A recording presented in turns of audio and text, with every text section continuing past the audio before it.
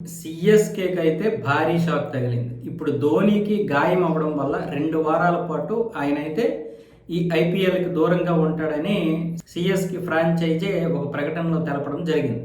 అంటే ఇప్పటి వరకు ఈయన వయసు గురించి, ధోని ఆట గురించి, ఆయన రాబోయేటటువంటి ఆట గురించి చాలామంది చాలా రకాలుగా కామెంట్లు చేస్తున్నారు, విమర్శిస్తున్నారు.